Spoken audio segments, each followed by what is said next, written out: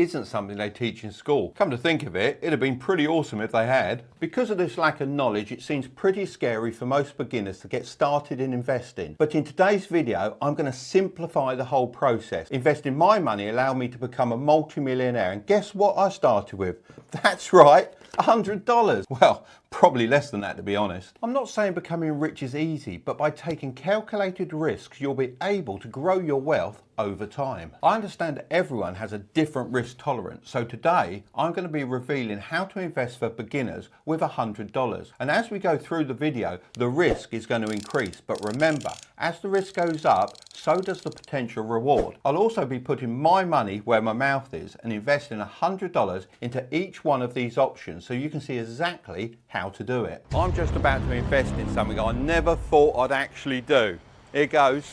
When someone asks me how they should invest $100, I usually say invest in yourself. You can do this by buying books and improving your skills, but assuming you've already done this, now we're going to be talking about the specific places you can actually put your money. Now, I'm a businessman, I'm not a financial advisor. These are just some of the ways I've invested my money over the years, and they've worked for me. You can also sit back and relax because I'm not going to try and sell you anything at the end. Just remember, if you enjoyed the video, then smash that like button because it really helps push this video out to more people, and also consider subscribing if you want to grow your wealth. The first investment is a high interest savings account. This is a 1 out of 10 on the risk scale, so the lowest possible risk that you can have. Nowadays, it's extremely hard to find any savings account that will pay a substantial amount of interest, but that's not the main reason it's on the list. By putting your money into a savings account, you're actually starting to create what I like to call an emergency fund, which I believe everyone should have.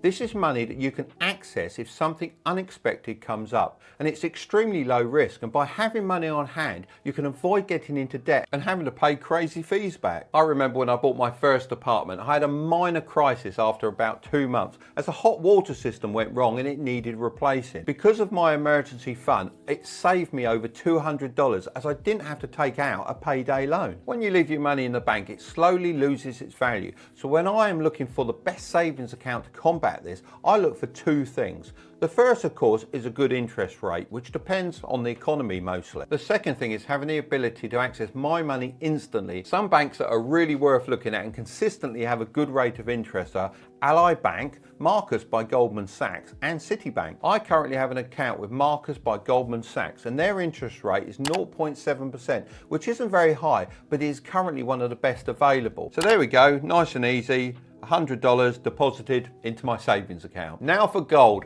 often referred to as a safe haven. I'll give this also a 2 out of 10 on the risk scale. Did you know that since the creation of the Federal Reserve in 1913, the US dollar has lost 95% of its value? So you're actually only left with 5% of its original purchasing power. So if you want to stop your money losing value, then maybe gold is for you. If you had a $100 nugget of gold in the year 2000, it would now be worth approximately $580. The piece of gold hasn't actually changed in size, it's still the same piece of metal, but what has actually changed is the value of your dollar and how much gold you can buy with it. Gold was actually our original currency used by our forefathers. I remember those days well. It's perfect as it can't be manufactured and it lasts for thousands and thousands of years. So if you've ever watched Gold Rush on TV, you'll know how hard it is to actually mine this stuff out of the ground. Now you may be wondering, if it's so safe, why have I given it a 2 out of 10 on the risk scale? It all comes down to opportunity cost. You have to ask yourself if you really want to just protect your $100 against inflation, or if you want to invest it in other opportunities which could make it grow a lot quicker. If you invest in gold, then you would be missing out on these potential profits,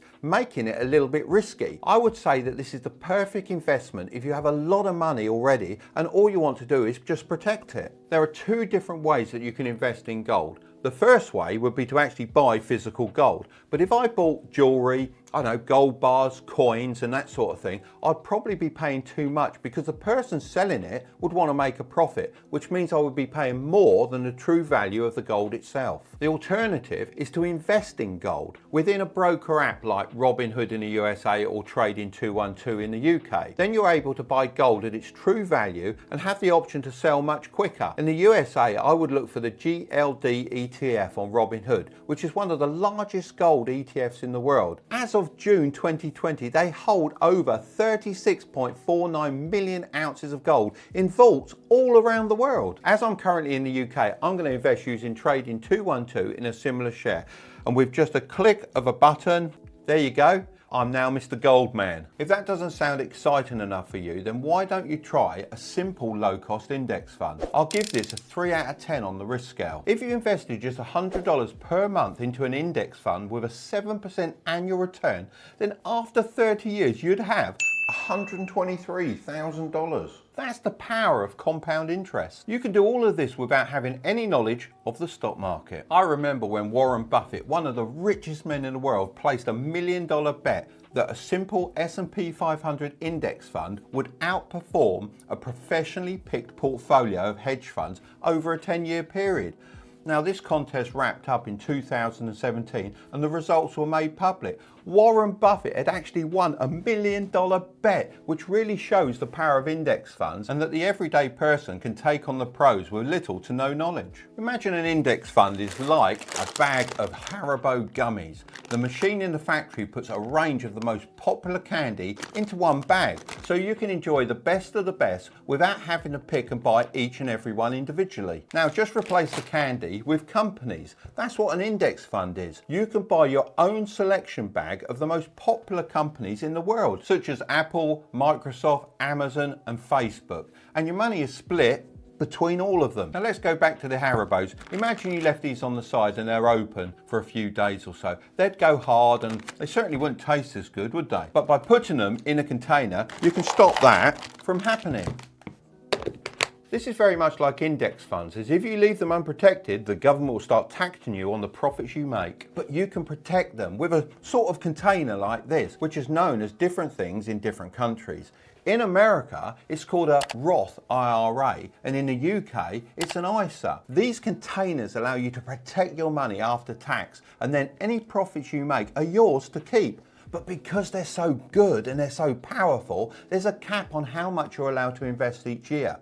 So if I was you, I would take full advantage as soon as possible and max out your allowance. There are more in-depth strategies you can use, but for the purpose of this video, I'm going to be investing $100 into an S&P 500 index fund, which over the last 20 years has an average yearly return of 7%. Drop a like if you'd like a full video covering this topic, because there's so much on this we could talk about. But Mark, $100 isn't enough, as the S&P 500 is over $3,000 a share. Well, you don't actually have to buy a full share to invest. My favourite brokers are Fidelity, Charles Schwab and Vanguard. So if we head over to Vanguard's website now and we find the S&P 500, here you can see what companies are in the index fund, so you can buy the right one. So all you have to do is create an account. I already have one, and deposit some money and then click.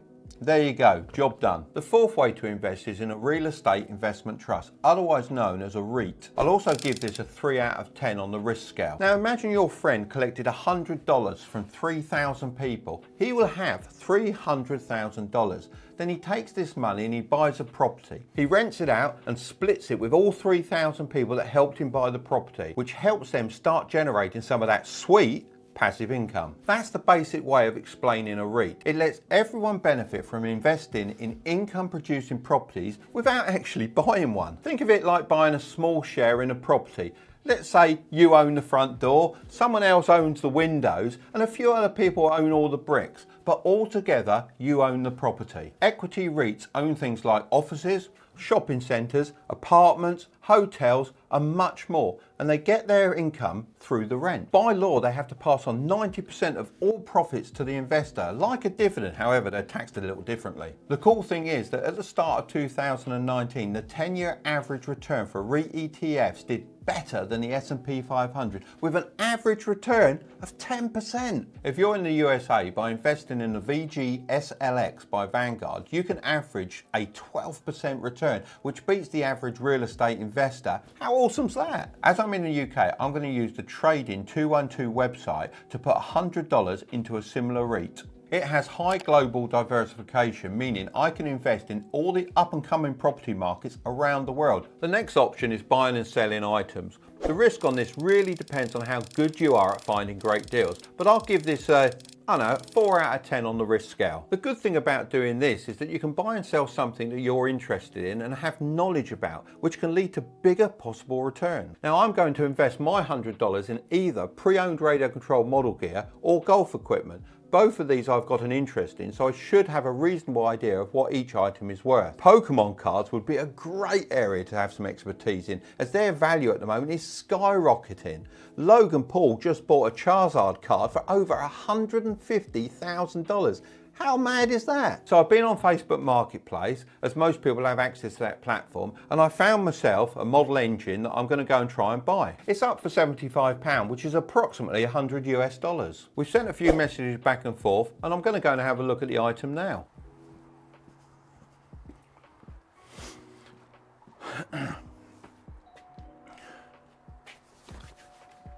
Hello there, I've come about the engine. Oh yeah, there you go. Oh, in the box as well. Cool, that's good. That is all boxed. Cool, that looks right. So, would you take 70 for it? No, I've got to have 75. All this box in good condition. Can you do a bit better? I'll tell you what I can do. There you go. I'll throw that in. Really? That's what it came out of, 75 quid. That's a deal. Okay, we'll do There you that. go, I'll give you 75 quid. Lovely, there you thank go. you very much. We're videoing this for our YouTube channel, do you mind? No, that's fine. All right then, Okay, see you again. thanks a lot. Thanks for that.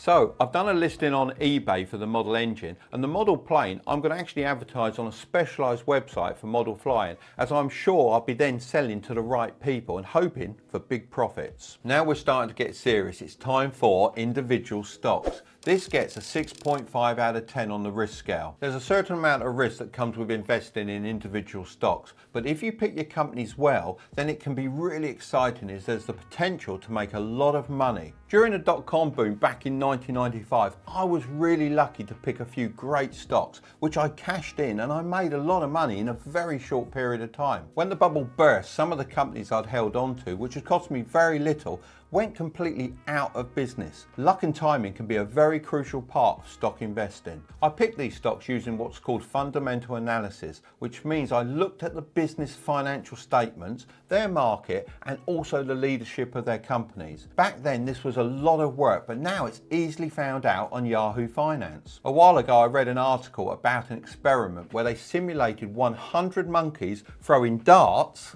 like this at the financial pages of a newspaper. The stocks the monkeys picked on average outperformed the so-called smartest hedge fund managers on Wall Street. So for this video I thought it'd be fun to put this theory to the test. I don't have a monkey, so I thought I'd have to do. So I'm going to throw a dart at the board, and as you can see I randomly selected 20 different stocks, and wherever the dart lands that's what I'm going to invest in. Now I've just got to put on a blindfold. Okay, here we go.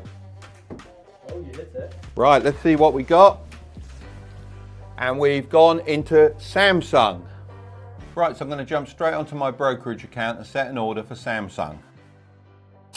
If you want to invest your $100 in individual stock, then Webull are currently giving away 3 free stocks for a limited time when you deposit $100 into your account. I'll just leave the link in the description if you want to pick up those free stocks. So now we're going to be moving into the realm of gambling and speculation rather than investing. Number 7 is cryptocurrency. This is a 9 out of 10 on the risk scale. So you've probably heard of Bitcoin. This is currently the most popular type of crypto. If you'd have bought 100, there'll be too much competition in the online space. Well, teenagers have an advantage as they understand the online world better than anyone else. It's just second nature. But Mark, I don't know what to do. Well, that's why I'm going to be revealing the 7.5 best paid online jobs for teenagers. And this isn't any old list. For each one, I'm going to provide a real life example of a teenager currently killing it in that job. Job 1 is an advertising deal broker. Teenagers doing this job earn as much as $100,000 to $120,000 per year. In 2021, I bought a Tesla Model 3 and I set myself a bit of a challenge. I wanted to see if it was possible to use lots of different side hustles to earn back the price of the car. One of the ideas my son and I came up with was to get it wrapped like a race car, which would involve securing paid advertisements. At this point, we received a cold email from a teenager called Christian, completely out of the blue, who said that he was able to secure the sponsorship we required for a 30% commission. Christian managed to get an offer of $30,000 on the table. Had we accepted this deal, he would have made a sweet $9,000 for essentially matching us with with the brand and acting as the middleman. In the end, Curtis managed to secure a different deal with Public.com, so we went with them. However, Christian has managed to secure many of these deals in the past. That's why we can still offer you a free stock worth all the way up to $1,000 from Public with the link in the description. Christian told me that the best way to be successful with this job is to make friends in the right places. He described it a lot like a jungle, where one branch would lead to the next one and so on. Once you start working with one big company, it becomes a lot easier as you can reference them as a past client and therefore demonstrate that you have experience in the areas that they require. So how does he do it? He uses different software to get the email addresses of influencers and just fires off messages until he gets a bite. Then he evaluates the needs of the clients that contact him back and runs a similar campaign focused on reaching out to brands on the influencer's behalf. It kind of reminds me of the book How to Win Friends and Influence People, where Dale Carnegie talks about sending mail to powerful people and getting replies, only the modern day version. If we learn anything from Christian, it's the power of a good reference and relationships. Always do your best work because you never know where something might lead in the future. Job 2 is a Discord community manager for Web3. These teens make more than $70,000 a year, depending on their multitasking ability. When it comes to marketing for Gen Z, community is everything. Every brand under the sun is trying to build a community around their product. This is actually the main reason why Gymshark have set up their first store in London. The real purpose of this store needs to be to really cultivate the Gymshark community and connect with people. Now, if you've ever used Discord, then you've probably met a community manager. They're like the glue that holds everything together. I know a guy called Harry who hires community managers. He said that he wouldn't bat an eyelid at paying more than $2,000 per week if they were good at the job and represented the brand in a positive light. Additionally, if you're good at multitasking, there's nothing stopping you from being a community manager for 3 or 4 projects at the same time, which means big money. The job of the community manager is to be on the front line. You have to tell the story of the brand, be customer service and support, as well as supporting people when they're down and paying attention to global events. You need to be able to pause your schedule, be active when people are looking for you, and listen when people need your attention. Above all, you have to be the voice of the CEO, but not always speak on behalf of the company. Job 3 is writing scripts for content creators. These teens can earn upwards of $100,000, but can go a lot higher depending on the type of content and your experience. Words can make you sound smart, or they can do the opposite, depending on how they're deployed. That's why businesses hire copywriters, basically salesmen in print. Copywriters can make insane amounts of money. I'm talking over $500 an hour in many cases. It all depends on how good you are at making connections, your skill with words, and how fast you can write. Some charge as much as $50,000 for just one web page. You may be thinking, why so much? Well, it's all about value. If you charge $50,000 for a web page and it results in a business monthly profit going from $200,000 to $400,000, wouldn't you say it's worth it? It's all about leverage, making rich clients even richer, then asking for your slice of the pie. And it's not just websites either. People need quality writers for all sorts of things. Everything from TikTok scripts to threads on Twitter. Content is king, and the magician behind all of this is often the writer. I know a guy named Adam. He started off writing blog posts about his travels to earn passive income and live anywhere in the world. This later led him to working as a copywriter for large influencers. He followed the same strategy as Christian, got one client, which led to another, and so on. He told me when he offers a service, he always tries to be exclusive and do it in a way that no one else could. There's always going to be someone cheaper than you, but not always someone more expensive. Find the client who can afford to pay the premium, then learn to offer a world-class service. Job 4 is a SaaS software coder. These teens can earn between $60,000 and $80,000 a year. A guy called Sam King came on my podcast, Strike It Big, and explained how he built a multi-million-dollar business without ever having a normal job. Instead of building a traditional business, he decided to build a SaaS company. This stands for Software as a Service. Just think of how many online tools you use on a daily basis. I know I love Notion, MailChimp, Photoshop, and 99.9% of men on the planet. But the craziest thing about all of this is I let him take control of the day, so I didn't know what to expect. Good morning. How are you? I'm very well. How are you? I'm very well. Akeem. Thank you very much. No problem. I can't lie. Don't know what the day's holding, as we've said. We're just in one of the best places on this planet. I'm really hoping that we can show how Eman's come from nothing and grown his wealth to where he is today. He's done it in an amazingly short amount of time. That's the hard bit to comprehend, is the time scale. He's 23 years old and worth around about 80 plus million. It's quite amazing as we drive along the Palm. When you look at it, you wouldn't actually think that each of these branches was as long as it is, and I'm guessing this is going to be about a mile long. Yeah, it's quite surprising. How are you, sir? Apologies, the place is a bit of a mess. I always use that line. It looks gorgeous. It's stunning, isn't it? Absolutely stunning. Yeah, how long have you owned this property? So this place I'm renting at the moment. Yeah. Finding a place on the Palm is very difficult because It looks sold out, doesn't it? everything's very cheap here. Really? So you'll get like a $10 million house and yeah, everything's just built so poorly.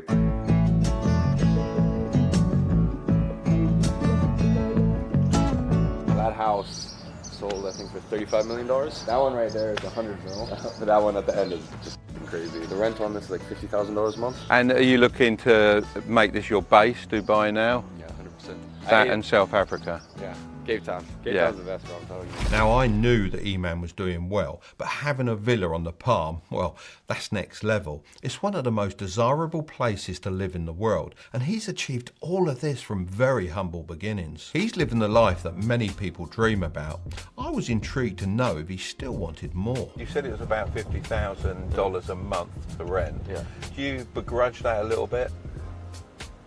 I mean, it is what it is because I'm still only, 6-7 years into having a business. If you're always on a trajectory up, then you always know that you're going to get to a point where you can upgrade. Like I always tell people, listen, would you still buy that same house if you had $300 million?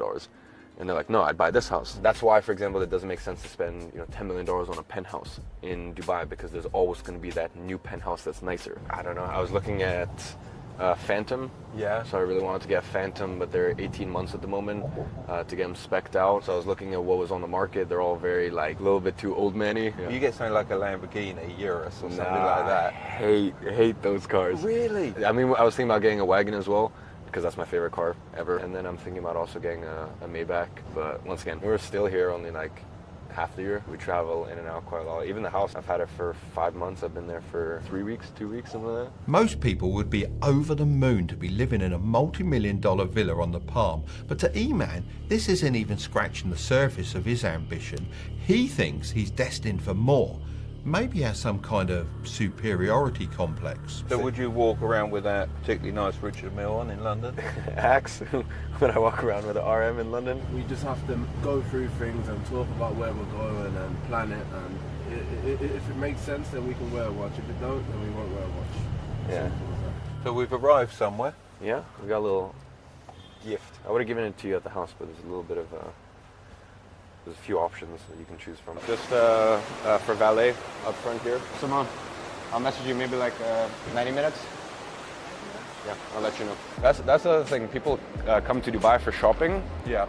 Dubai is the worst place on earth for shopping. For some people, it's their heaven, but for me, European shopping, London shopping is the best in the world. Because obviously a lot of the high-profile stores actually have queues outside, don't they? Yeah, no, that's why You don't need to queue. No. I mean, that sounds bad. Sometimes it depends. It depends on the brand. Eman said he had a surprise for me, and knowing him, it was going to be special. I'm super excited for you to see the rest of this video, but first I wanted to share something with you that I think could really help you with investing in the long term. Have you heard of Lightyear? It's an investment app that's on a mission to help investors across Europe, and they're kindly sponsoring today's video. One of the things I love about Lightyear is that it's so user-friendly. Even if you're new to investing, you'll find a wealth of data and information on the brands and funds you want to invest in. Another great thing about Lightyear is that it gives you access to over 3,000 stocks and ETFs from all over the world. Lightyear is now available in 20 plus countries throughout Europe. So if you're watching this from a country that spends the pound or euro, it's available to you right now. And if you sign up with my code Tilbury and make your first trade, Lightyear will send you a $10 $1 fractional share of your choice. But let me remind you, investing always carries a risk, and the value of any investment can decrease as well as increase. So be sure to invest wisely and do your research. Now let's get back to this video about E-Man. Walking through the mall, I had absolutely no idea where we were going,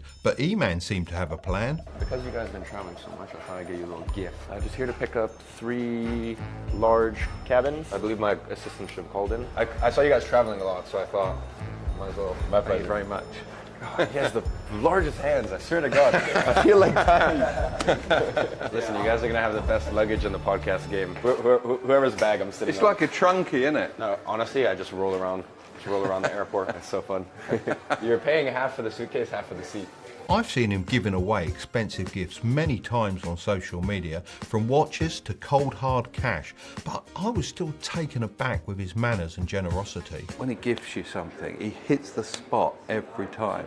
It's unbelievable. However, one thing we can't overlook is how much this helps to cultivate his wealthy and kind-hearted image on social media, which is obviously great for business. But are his intentions pure or purely self-serving? I have a lot of cash flow coming in, and I have a lot of resale value and equity in my software companies, and that just went crazy last year. I just made an offer, actually. I made an offer for 2.9 cash on a place in Chelsea, but we'll see.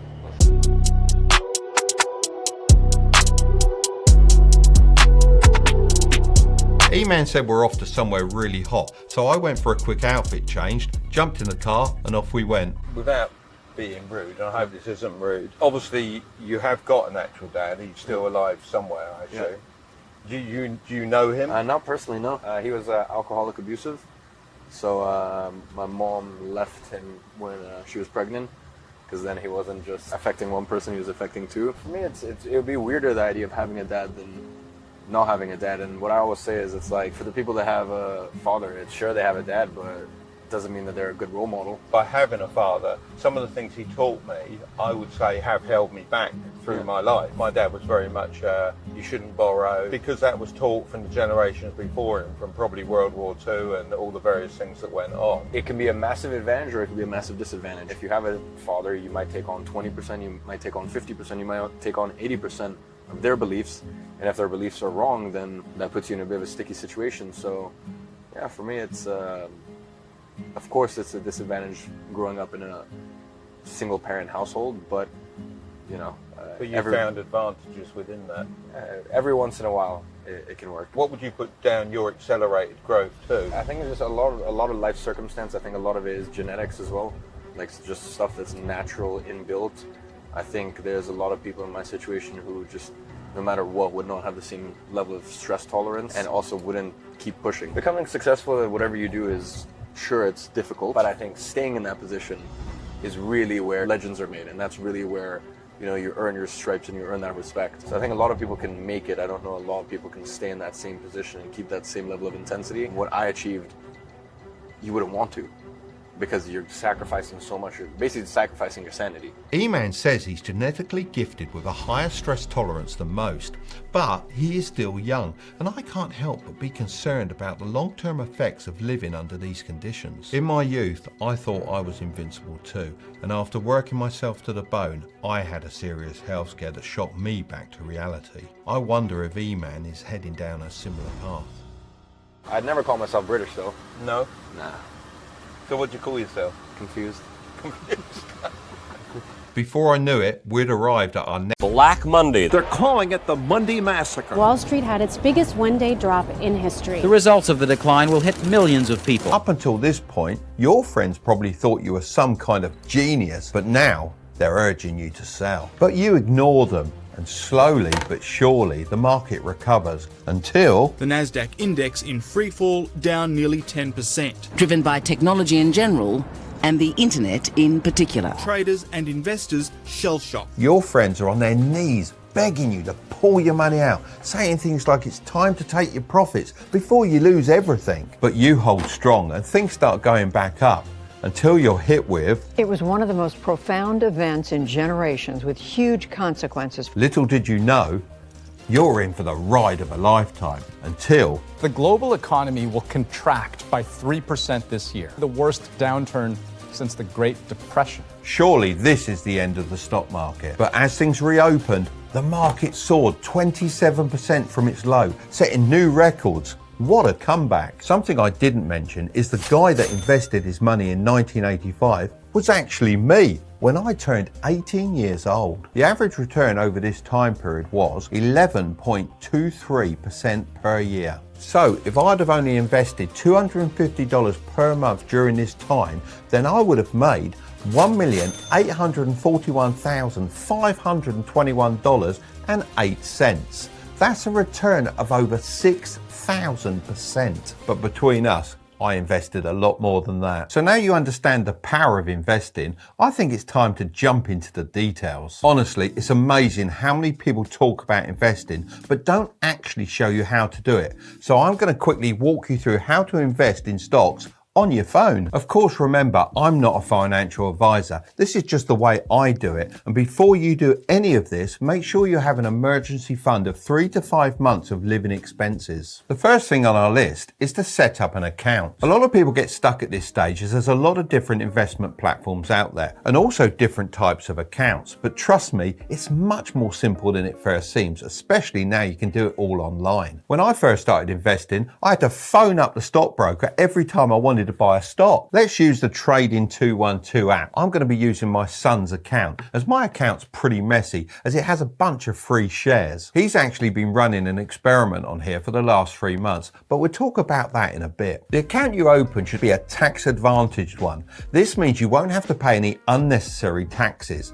These are known as stocks and shares ISAs in the UK and Roth IRAs in America. I think the UK option's much better as you can invest up to £20,000 a year without paying capital gains tax on your profits, and you can take out your money whenever you want. In contrast, Americans have to wait until they're old and retired, and they have a much lower limit of $6,500 per year. Feel free to use whatever app you like. This is just one of my personal favorites. Next, we need to deposit some money in order to start investing. Most apps make it pretty easy to deposit money. We just have to click these 3 lines and then select deposit funds. As you can see, this brings up a screen with lots of different options like instant bank transfer, debit card, and what we're going to use, Apple Pay. Let's just put in 400 so we can invest in some stocks together. Feel free to invest whatever you feel comfortable doing. Curtis, I'm going to need your face for the phone. All right, hang on.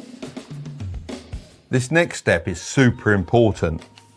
Getting some free stocks. Since I was planning to talk about Trading 212 anyway, I reached out to them to see if they would be interested in sponsoring this portion of the video. They agreed and they're offering a free stock worth up to £100 to anyone that uses the code Tilbury when they create an account. Plus you can get more free shares by inviting your friends. Both of you will get a free share as long as they fund their account. So don't waste your invites and invite brokies. And also don't worry if you've already opened an account within the last 10 days. You can still use the promo code Tilbury in the app and receive your free share. Right.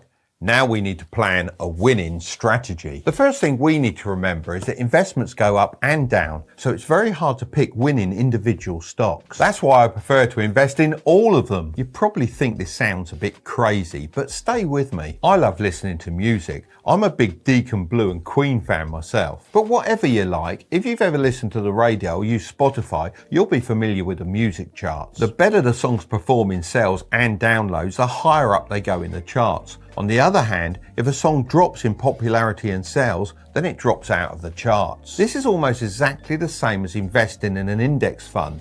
All you have to do is switch out the songs for companies. Let's take the S&P 500 for example. This is a list of around 500 of the largest public companies in the USA. The big dogs being Amazon, Google, Apple and Tesla. And just like the music charts, if a company does poorly, then they risk being removed from the list. Here's the cool part about an index fund. With just one click, you're not just investing in 1 or 2 companies, but in every single company on the list. So if one doesn't perform very well, your money's okay as you're spread across all of them. So how can we put this into practice? Well, we need to automate our long-term investments. Remember I said my son had been running a little experiment for the last 3 months on his account?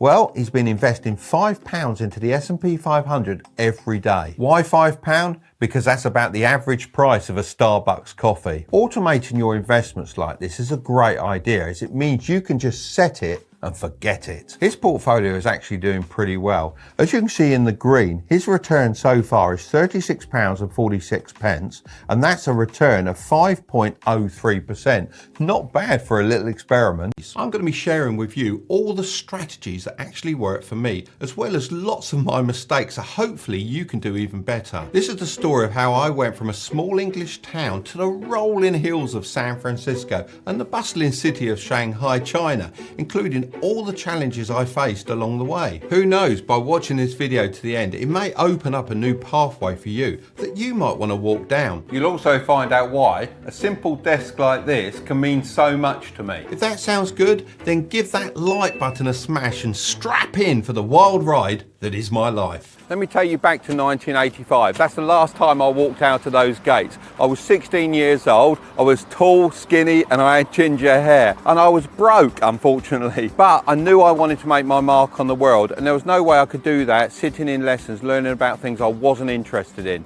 So I went out to seek my fortune. But before we get there, let me take you back to my teen years. I was always looking to make money. I know it's a little cliche, but when I was a teen, my main side hustle was selling candy and cans of soda to all the other kids in the playground. On the weekend, I would also go fishing and catch hundreds of mackerel, which I sold around the neighbourhood. I remember knocking on every single door possible. I was offering a great deal, 10 fish for $1, but unfortunately no one wanted 10 fish. So I was forced to go back to the drawing board and restructure my business with a new strategy. I decided from now on I'll be selling 5 fish for $1, and I was shocked by the results. Everyone wanted some. Looking back now, these years were so important as I was practicing some of the most important life skills out there, sales and confidence. Without these skills, I don't think I'd have been able to achieve success in later life. So if you just take one thing from this video, then it should be to start honing your sales skills and being confident. This brings me back to these school gates. When I left here, I had several paths that I could follow. I decided I wanted a 9-to-5 job. I needed to learn a skill that would set me up for life. Going to work at 9 AM and finishing at 5 PM was the life that school had been drilling into me for years. So I really threw myself into it and actually lined up 5 different jobs because I was so keen to be successful. I had the choice between being a builder, an electrician, a refrigeration engineer, a shop assistant, or a carpenter's apprentice. It was a tough decision, but in the end, I decided on becoming a carpenter. The pay wasn't great at around $2 an hour, but I was learning a skill and I could see the potential for moving up in the company, and I really thought that this was my ticket to success. I really threw myself into my carpentry apprenticeship and I learned everything I could.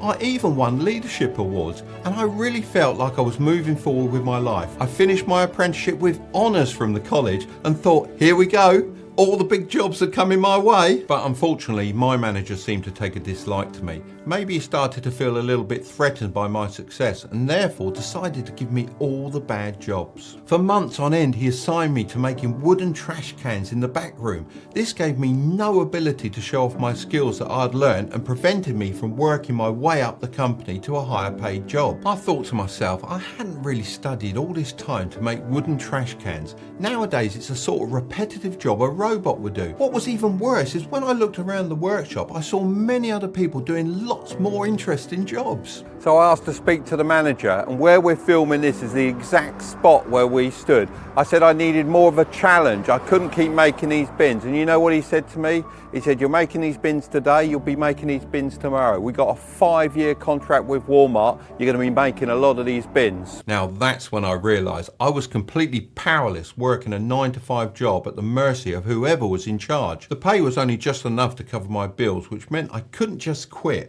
but I was also unable to save any money. I was essentially trapped. So I got a Saturday job working in a radio control model shop. I also started a side hustle flipping cars, which basically consisted of finding underpriced cars, fixing them up and then selling them for a profit. To this day, I still own this Ford Fiesta XR2 Mark I. It's a 1985 model, and the cars I was buying at that stage were costing me $200 to $300, and I was usually flipping them for I say $500 to $600. This little beauty's worth a little bit more than that now though. As well as doing all of this, I was also teaching people to fly radio controlled helicopters on a Sunday. There was a huge demand at the time, and all Sunday I would be booked out as long as the weather was good. Having these multiple side hustles allowed me to finally build out some kind of emergency fund.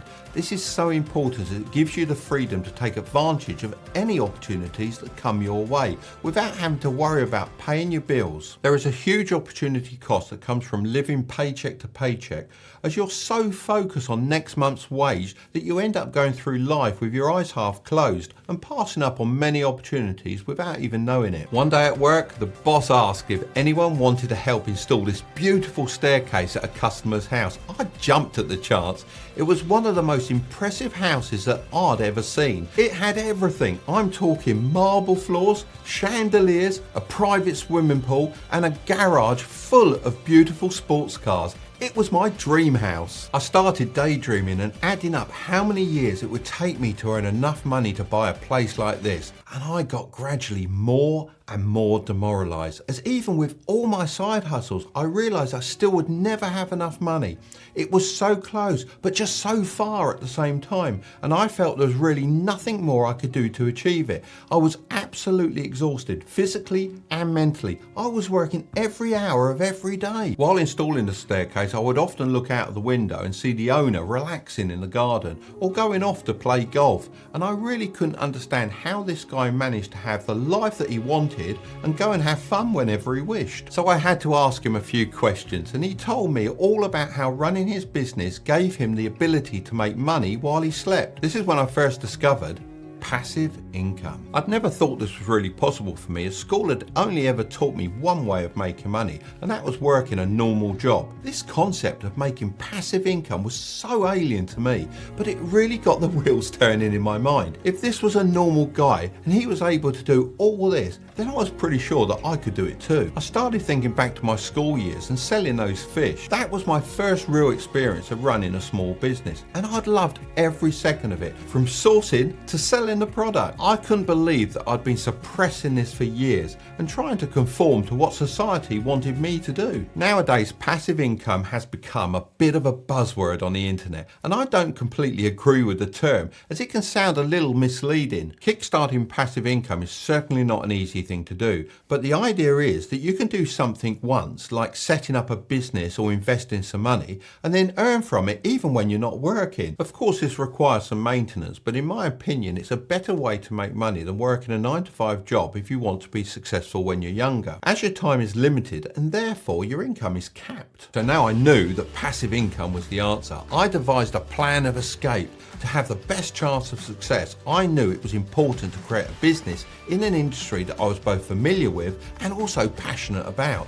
And I was lucky, I had the perfect idea. The shop I was working in on Saturdays was a radio control model store. Over the years that I'd been working there, I spotted lots of things they could be doing differently and all the mistakes that they were making. I researched and found the perfect location for a store. I even came up with the perfect name, which was inspired by an old TV show I used to watch when I was younger, Model World. I could really see the potential with this shop and how it would eventually operate without me even having to be there, essentially creating passive income. It finally gave me some hope and direction while I was working my normal job, as I knew that it was now only a temporary situation. Unfortunately, not a lot of people believed in me. I came from a working class background and I had little to no qualifications, so no one thought I'd be able to break into the market, except for one of my friends, who I told my entire plan to. I couldn't wait to quit my job and get started, so I could prove everyone wrong. I just needed to get enough money together first. Within a few months, Model World Shop was up and running. But it was nothing to do with me. My friend had stolen my idea and done it himself. I felt so betrayed and frustrated that I'd trusted him with all my plans. I even started thinking to myself that maybe being an entrepreneur wasn't actually right for me. I was stuck in my 9-to-5 job, being ordered around by my manager with every bit of hope shattered. The worst part was watching my friend living my dream. I felt like a sprinter chained up in the starting blocks, unable to release all that energy. It was one of the worst feelings in my life. The whole future I built in my head started to come crashing down. Looking back, this was a great life lesson for me, although I didn't see it like that at the time. If you have a great idea, then it's best to operate in the shadows.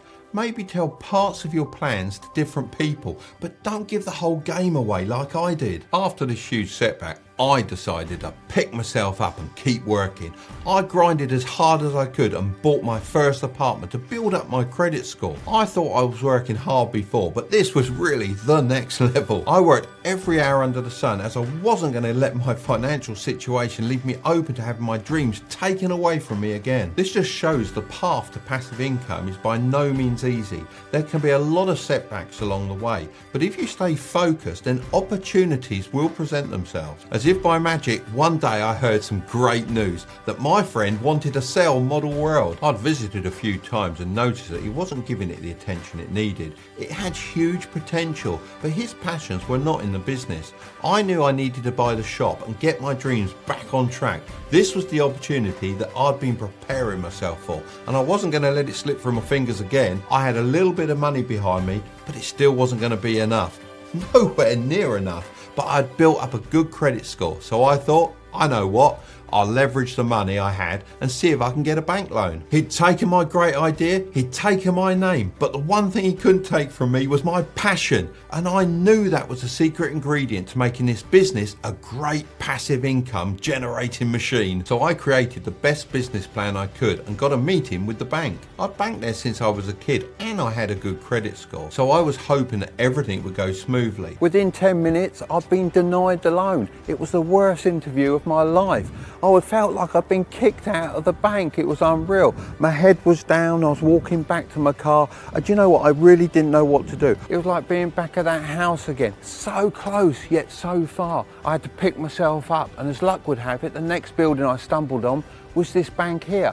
I hustled my way in and I got a meeting right there and then with the manager. He actually said it was a very interesting idea and not only gave me the loan but promised to be one of my first customers. I have since asked him what made him take a chance on me, and he said he was always eager to help out the younger generation, and when he saw how passionate and hard working I was, he just couldn't say no. This is a perfect example of where preparation and resilience meets opportunity. You never know when your next stroke of luck is around the corner, and for me it quite literally was just around the corner. So without any hesitation, I closed the deal on Model World, the rights to the name and all the products they had. It was finally mine. I knew the hard work was yet to come, but it was mine. The first day I opened the shop, I had a sleeping bag behind the counter because I knew if I didn't make enough money that day, I'd be sleeping there because I certainly didn't have enough gas to drive the car home. Luckily, the first day was a great success. All the selling and negotiation skills I'd learned when I was younger came in really useful. Without them, I wouldn't have been able to make my business profitable. After 3 years, we'd turned over $1 million,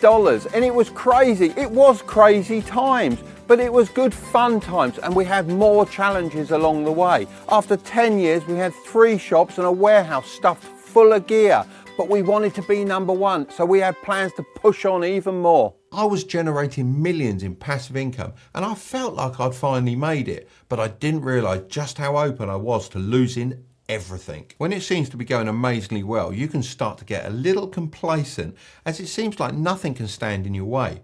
This is really dangerous as you stop innovating and take your eye off the ball. I was ideas and ambition, but without action, the life you've always dreamt of will start to fade away. Every day you wait, the more time you waste, and if you're not careful, your life will start to look a little something like this: flat, predictable, and totally uninspiring. This is the reality for most people, spending the past 5 years in the same job with maybe a couple of pay rises if you're lucky. You can even see after these pay rises, the line doesn't improve that much and sometimes even goes down. This is because the more people earn, the more they tend to spend. The worst part of all is that this lifestyle pattern has become normalized by society, telling you that you're lazy and don't have what it takes to be successful. But even if this has been you for the past 2, 3, 4+ years, it doesn't have to be you this year. I don't believe you're lazy. You're just trapped in a system designed to keep you spinning your wheels on a flat line, convincing you that slow progress is the only way. So what you're feeling isn't laziness, it's frustration with a path that was never designed to help you thrive. Today's video is all about my 5-stage process to escape this trap and start creating some real momentum in your life. So let's get to it. Stage 1 is called stagnation, and I'd imagine that is likely where you are right now. The reason you feel like you've been thrown in at the deep end without any preparation or guidance is because that's exactly what's happened. You leave school and get your first job and that's it. You're left to your own devices. So you play it safe by sticking it out in the same job, taking zero chances. If you stay in this stage too long, you risk becoming a debt slave where your income barely keeps up with your monthly expenses. Right now, the national debt clock is sitting at $36 trillion and increasing by the second. If this doesn't prove that our society is built on debt, then I don't know what will. People are owning fewer houses, fewer cars and fewer luxuries as the trend of renting instead of owning grows. This isn't just happening because times are changing. The elite have made their plans clear with something called the Great Reset. This aims to shift power away from people by depriving them of ownership and controlling it all themselves. Imagine the government owning your home and then letting someone else live there whenever you're away. This is the future they want, and it means escaping society's trap will be nearly impossible. They've sold us the lie that money doesn't make you happy. This was created by the rich to control the poor, keeping us dependent on state pensions that barely cover anything. In reality, money equals freedom, and freedom equals happiness. The rich are just going to keep getting richer, so why not just join them? If you can recognize this stage early, then you can take those calculated risks to get out before it's too late.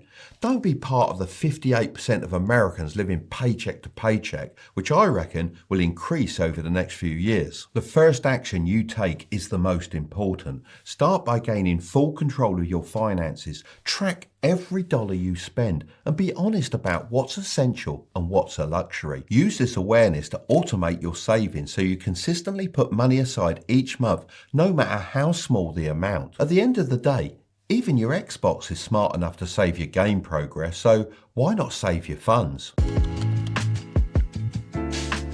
The next stage is called ignition. Now, believe it or not, more than 50% of people never even get to this stage, which means this is when you might start to see a difference between you and your friends. At this stage, you're doing everything you can to break out of stagnation, but it's pretty hard because you've got a couple of things that are holding you back. First is your friends. They won't always like your new attitude, as it forces them to either change themselves or be left behind. Both of these things are very painful. So instead, they will try to drag you back down to their level, as that's the easier option. I'm sure you've experienced this before. When you tell a friend about one of your achievements, they don't seem that happy for you and try to shift the conversation to be all about them. The second issue you're going to face is inflation. Keeping all the money you save in the bank will actually slow you down in the long run and create more stagnation stages along the way. So, how does this happen? Well, due to inflation, the value of cash in your account diminishes year after year. Here's a calculator that shows you the impact of inflation on your savings over time. Now, let's say you have $5,000 in your bank account and you're not earning any interest. If inflation happens at a rate of 2.5% a year, which is pretty normal, in 20 years, your $5,000 will still look like $5,000 in your bank account, but it will only be able to buy the same amount of stuff as $3,051 could buy today. So even though the numbers don't change, the real value of your money shrinks because things get more expensive. That's why saving money in a way that grows over time is so important. So now let's compare that with a scenario where you invest your money. So if you were to invest that same $5,000 into something like the S&P 500 and average a 7% annual return adjusted for inflation, the estimated value of your money after 20 years would grow to over $20,000.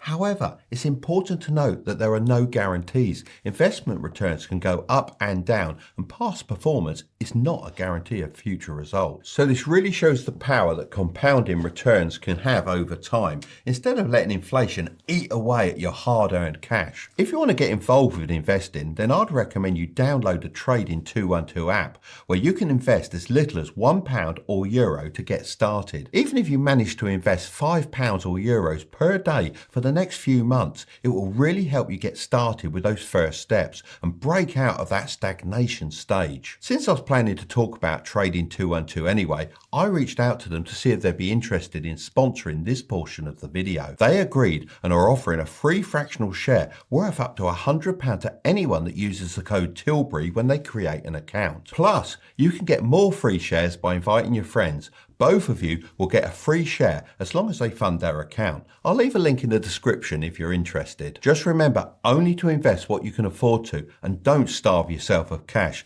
as there's a lot we need to do in the next stage. Next is the acceleration stage. Now, this is where you're starting to gain some real momentum, but what got you here won't be enough to carry you to the next stage unless you want to wait decades to achieve financial freedom. This is the time to accelerate. You need to fully commit to taking advantage of current opportunities, as they won't be around forever. At this stage, there are 3 C's that I focused on, which helped me accelerate my wealth dramatically: cash flow, connections, and confidence. Let's start with cash flow. You need a constant supply of money coming into your bank account so that you can use it to generate more wealth. Think of cash flow as the fuel for your financial engine. The best way to generate cash flow is to start a side hustle that provides immediate income. This doesn't have to be your billion-dollar unicorn idea. It can be a small, service-based side hustle with low startup costs that meets a specific need. Whether it's by people like you selling on Amazon, $53.7 billion. This little dot represents the share of the profits you would need to claim in order to become a millionaire. When you zoom out, it looks like a drop in the ocean, but is it actually that easy? Well, if you believe the majority of the online gurus, then you would think yes. They like to sell you the dream of escaping your 9 to 5 and living on a beach, watching the money roll in, all by starting something called Amazon FBA. I want to get to the bottom of this. Is it a legitimate way to make money, or are these gurus making money just by teaching it? Now, it's no secret that over 40,000 people generate over $1 million per year on the platform, but are they making any profit? More to the question, is this something anyone can do and your golden ticket to millionaire status? Or is it all just a pipe dream? That's exactly what I'm going to be uncovering in the first episode of The Secret World of Passive Income Millionaires. Hi guys, it's Mark. So recently I can't escape the phrase Amazon FBA. I'm a massive fan of YouTube, as you all know, and on nearly every video I watch an advert pops up saying it's the key to becoming a millionaire, and fast. So of course I was intrigued, as I made my millions through running traditional businesses. The way I've always done it is to have warehousing, and I buy the stock in containers, bring it in from China or America or Europe, and we stack it out. And we're pretty much sold out at the moment. We're waiting for containers to come. The way Amazon FBA works is a little different. FBA stands for Fulfilled by Amazon, meaning instead of having warehouses like me, you can just ship all the items off to Amazon and they deal with all the storage, the packaging and the sending out of all your items. So on the surface it sounds pretty great, yeah? I mean, less worries, lots of customers, what's not to like? Maybe it's something you could do as a side hustle and maybe make a little bit of money. But is it a long-term business? I'm just not convinced. If you're doing Amazon FBA successfully, then I want to hear from you. I want you to persuade me that this is more than a side hustle. Mark, I'll take you up on that offer. I'll show you how these online businesses are taking over and how they can be so sustainable. As you can see, we don't play around with stock. Here are my concerns. Imagine them as bowling pins. In order for me to change my mind, they're all going to have to be knocked down. Number one is the startup costs. Can anyone really start this business, or do you need a huge amount of cash to buy in products and then test them out? Number 2 is oversaturation and competition. Can it really be profitable in 2020? On one hand, the marketplace is massive, but also millions of people are selling similar products on Amazon. Number 3 is actually finding a winning product that sells well. With lots of other people searching for the next best thing, it must be incredibly hard to actually strike gold and find that one product that makes you millions. Number 4 is the amount of money Amazon take. As they're sending out all the orders for you, I imagine they take a pretty big slice of the profits. I don't have this expense, so I'm really interested to know if this is a problem. Number 5 is picking bad products. My worst nightmare would be storing lots of products in Amazon's warehouse and not being able to sell the stock. As time goes on, I imagine the fees are going to really add up. Number 6, now this really is the big one, lack of control. I've always been in control of everything from manufacturing all the way through to shipping the product to my customer's door. But as Amazon take all the control of the selling and shipping, I would be concerned about losing all the information about my customers. I wouldn't want Amazon to shut me down and have to build up all those customers all over again from scratch. Alright, so now all the bowling pins have been set. Jack, I'm on my way. Jack is a no BS young entrepreneur who has amassed nearly 100,000 followers on his TikTok account and 8,000 on Instagram, where he gives straight to the point business advice, as well as recently even carving his quote, "Stay loyal to your goals and they'll stay loyal to you," into his Porsche. So quite a character. So have you had it all repaired now then? It's in there now, yeah, so I'm driving the 4x4 at the minute. Jack, what's your age and what do you do? So I'm 19 years old, or 19 years young, and I do Amazon FBA. It's a business that you can get into at a very entry level. You can, you don't need too much money for it, and the numbers you can build up with a lot of effort and determination are very impressive. So what inspired someone of your age to get into this and be an entrepreneur? I tried out full-time work. Personally, I didn't think it was for me. A lot of people, are better at it. For me, I don't fit the norm. People thoroughly believe that the way to get rich is to work, put money into a pension, and when you're 60, you've got £1 million. And I don't want that, and that's not the road I'm taking. If that's what people want, that's fine, but that's not the path I'm taking. I want it sooner, so I will get it sooner, if that makes sense, and it's possible. So if I can be a bit cheeky, what are your numbers? So first year we did around £140,000–150,000. This year, the last 12 months, we're pushing on nigh on £200,000. So that's a working business, isn't it? That's good. So for someone watching this video, what do they need to invest into this to really get going? I always recommend £1,500. Which, as you know, is a very entry-level amount of money to start a business, especially a retail business. What that'll get you is good software that you need for Amazon selling. It will pay for your first amounts of stock. You don't need a certain amount of money for stock. You can start with £100 and you can make your money on that, or you can start with £1,000. It is just a case of ratios, and scaling it up. Just please think of it as an investment in yourself. Yeah, don't expect that money to come back very soon. It's not going to start paying you soon. It's a long-term game.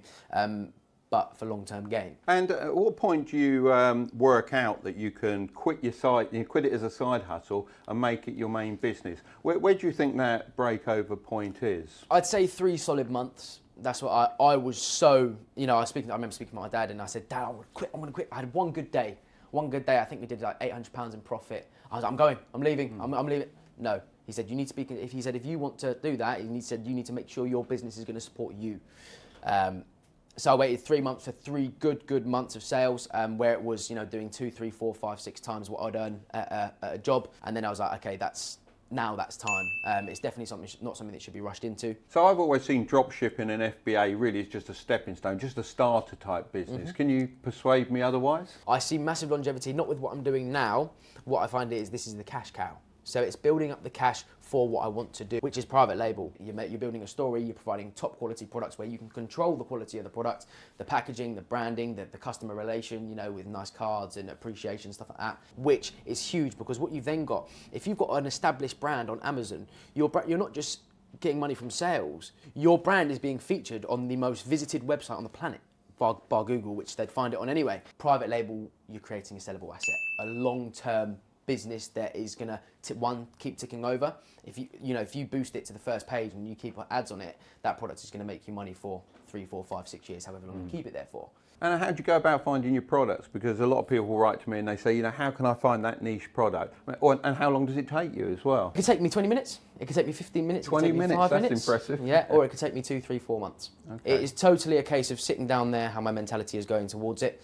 I think, you know, finding that key product is tough. However, they all have an expiration date. For sure. It's not, you will never ride off just one product. You need to keep on pushing and keep on finding more. But for me, it is a case of sitting down in my zone, and I will not get off my desk until I find one. I'll be picking up the phone quite a lot. Dealing with a lot of rejection, you know, how old are you? I'm 19. You know, how old's your business? Well, just over a year. You know, the second it's a no, or the second it's showing that it's not happening, just phone down onto the next, you know, really detach emotions from it. Yes, it's the constant contact, speaking to people, and the networking as well. The networking's huge, like meeting people who know other people or companies, just getting in touch with them, you know, going around. There's so many roundabouts, you know, but it is about going over them and going around them and not being scared to do so. But it is hard work. So obviously Amazon take quite a cut out of this from you. So is that a set percentage on every item you sell, or is that a variable percentage? It varies a lot on size and weight as well. So something, for example, a pen, they're not going to charge you very high fees on. That's probably about the lowest band of fees. So it depends on the weight and the size and how much it's going to cost them to ship it and move it around. Say you've sent a lot of product to Amazon and it's not selling. How do you handle that situation? I've had two types of products, two products that have just been a loss. I've had to accept that they're just doing nothing. That was t-shirts, and there were these, they were called Juicy Lucy picture frames, basically. They didn't go well at all. They were not as anticipated, and it was a bit of a kick. You know, it's a lot of money to expect to lose. That's my instant, oh, it's not working, damn it. What I did was I put ads on them, which I don't usually do, which I kind of stay away from, because then when you start doing ads, it cuts your margins, and that would have been my profit. So it'd work out that actually I'm doing that, and I'm making no profit. But then I sat back and I thought, that's amazing. How wonderful is that? Because at first I was beating myself up. Why did I do that? How did I get the product wrong? Then I'm like, hang on. I tried it out. It didn't work. Did I lose it? No. Did I get my money back? Yes. And learn a lesson. And learn a lesson and took lesson from that. So I think to myself, for me going forward, I don't see much